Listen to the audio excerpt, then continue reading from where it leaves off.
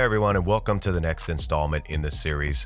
This next one, I would say not only am I sharing this with you, but I'm also speaking to myself on this because if we were all really honest with ourselves, all of us struggle with this one. And that's the issue of being able to enforce accountability without being harassing. How many times have we tried to enforce accountability, but we did it in a harassing manner? Oftentimes, what is our excuse? Well, they did all this crazy stuff, so they deserved it. But were we the ones that should have delivered it? Or are we now trying to justify ourselves over stuff that is not justifiable because one, that's not how we will want to be treated. And two, that's not what the moral code specifies. So let's take a look a little bit. Most of it might be repetitive, but let's just dive into it. So let's look at the definition of accountability. And the definition states the fact or condition of being accountable, responsibility. So if we look up accountable to try to get a more in-depth meaning from it, it's obligated to explain, justify, and take responsibility for one's actions and to answer to someone, such as a person with more authority. So in that, as we can see, it identifies it on both sides.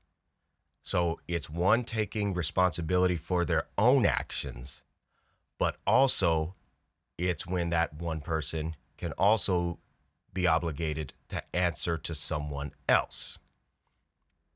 So what authority should we be answering to? Well, if we put it just simply plainly, why not the moral principles? How many would say that's a pretty safe place to be of applying the moral principles? Because if we start trying to apply other things such as loyalties to people and whatnot, a lot of times that's met with a lot of dilemmas. So apparently following the moral principles would be a good safeguard. And one of the biggest rules out there, the golden rule, treating others how we would want to be treated. Simply just with respect, mutual respect all around. Some elements that may deter us from those moral principles, I would say it wraps up in one word, maybe two: our ego. And according to the definition thereof, a person's sense of self-esteem or self-importance. And oftentimes this term is used to address the negative portions in its regard. And we hear it all the time. Oh, that person's egotistical. They only think about themselves, just operating in all kinds of selfishness, conceitedness. You get the picture. Basically, no care for someone else and would even probably sacrifice someone else just to be able to get their way. Going to the next term, which is part of the title, harassment. And the definition states aggressive pressure or intimidation.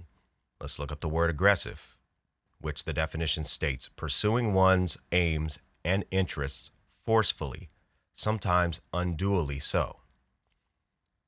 And I'm sure many of us have seen this before. We've seen it in bullying. We've seen it in botched parenting.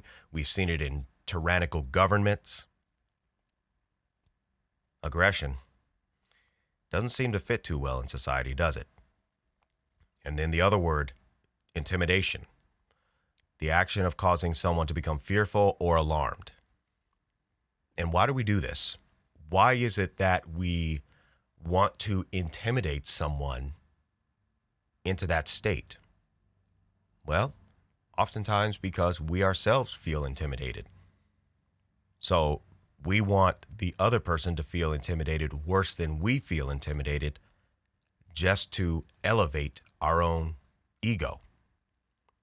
You see how all of this stuff just plays in together? It just catalyzes into something just catastrophic. If we wrapped it up in one word, we could say dysfunction. So perspectives to consider. Is there a line between accountability and harassment? The answer, simply not beating around the bush, yes, there is. And the side that we are on that line is directly proportional to our motive, our ego. Are we trying to enforce accountability to inflict change, positive change as that, to where people will grow? Or are we trying to enforce accountability with the intent to belittle and to degrade someone?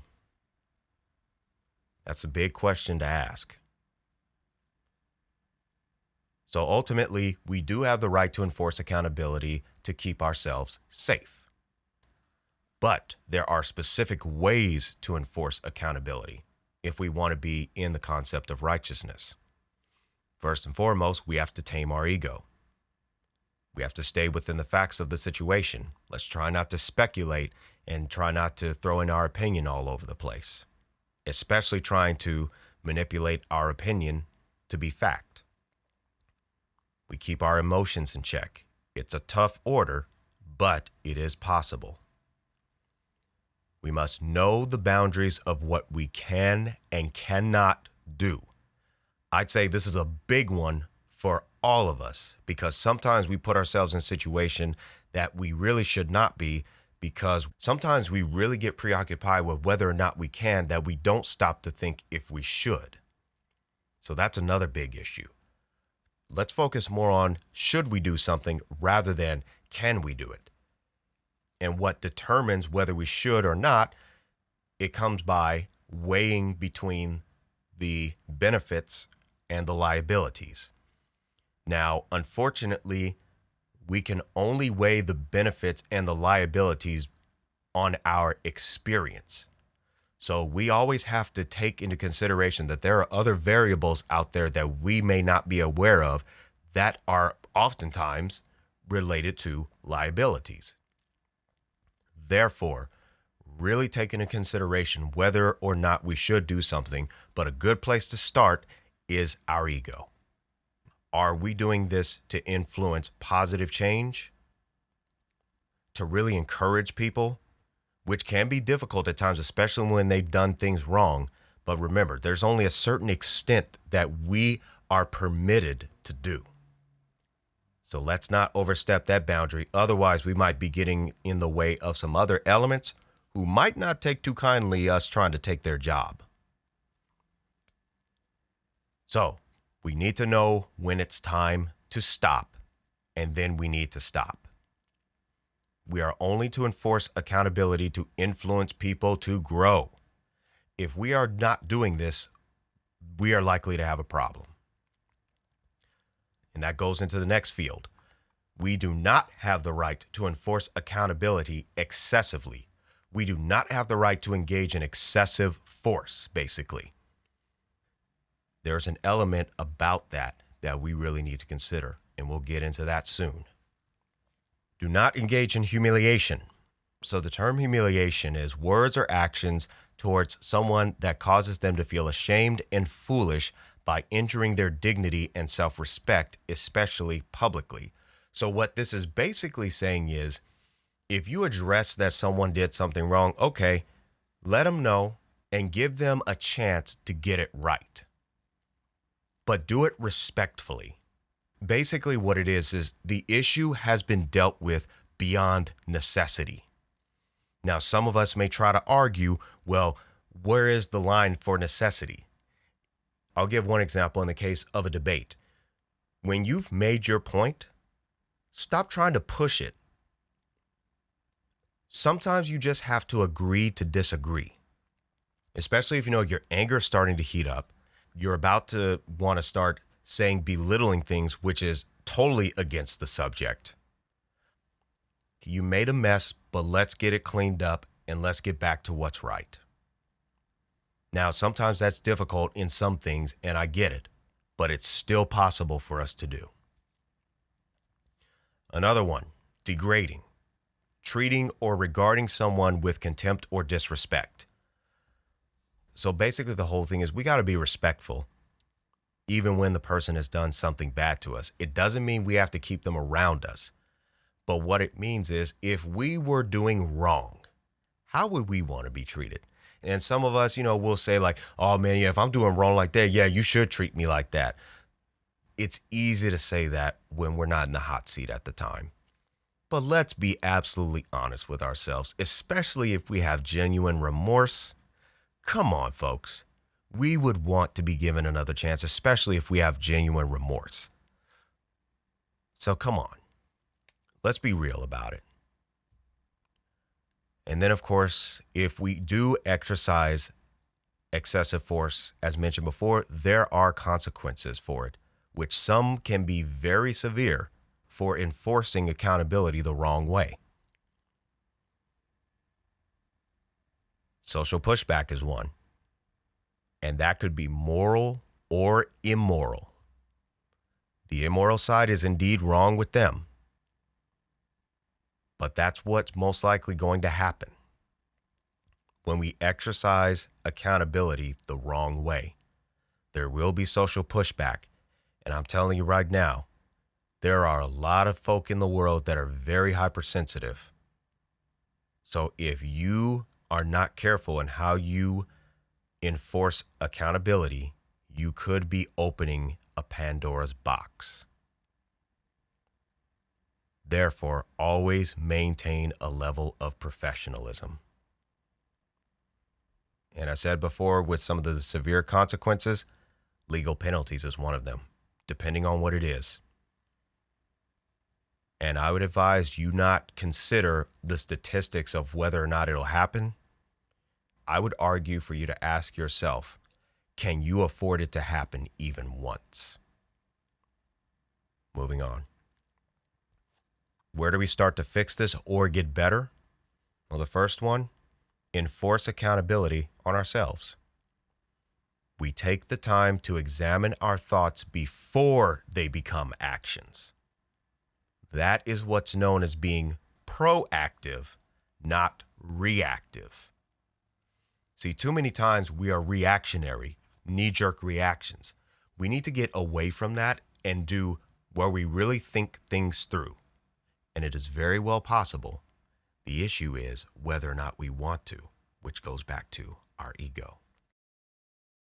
Another one, taking the appropriate steps to correct our actions upon discovery that they were wrong. We have to be willing to admit when we're wrong and then say what we're planning to do to fix it. I would like to give an encouragement to those out there who know you did wrong, you have genuine remorse for it, and you want to make things right. Keep at it. Surround yourself with people who are experienced, learn from them, and be better. And to those out there who see those folks who have done wrong but are literally trying to get it right, stop belittling them. That's discouraging them. That's the wrong way to do it. You are also putting yourself in a mental prison where you keep reliving the scenario over and over and over again.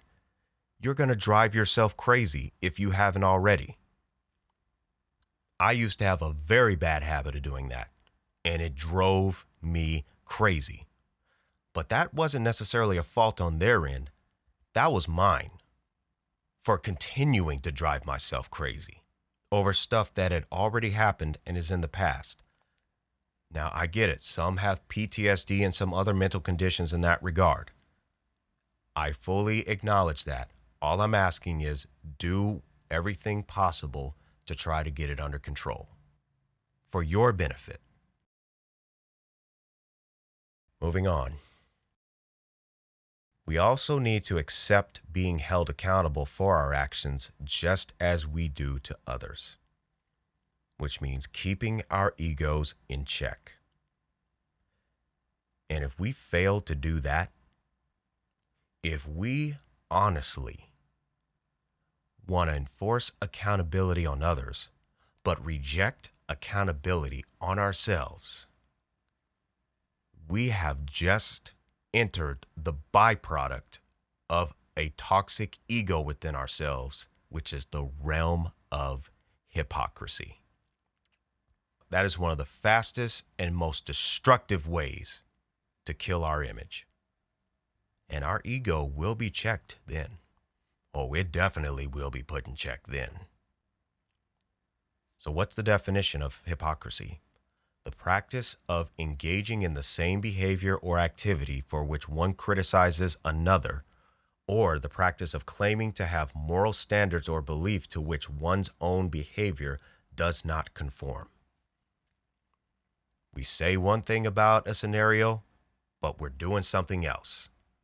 Case in point, we want to be toxic to other people, but we don't like toxic being done to us. So we broke the golden rule right there. There it is, folks. Now we have to make a decision. Are we going to hold ourselves to a higher standard? Or are we going to continue on the path of dysfunction? And for what? And whatever that element is that we are pursuing, how much value does it have actually? Considering the information in this video, how much value is it really? So let's all do our part and be socially vigilant, because the time for it is overdue. Go in peace, everyone.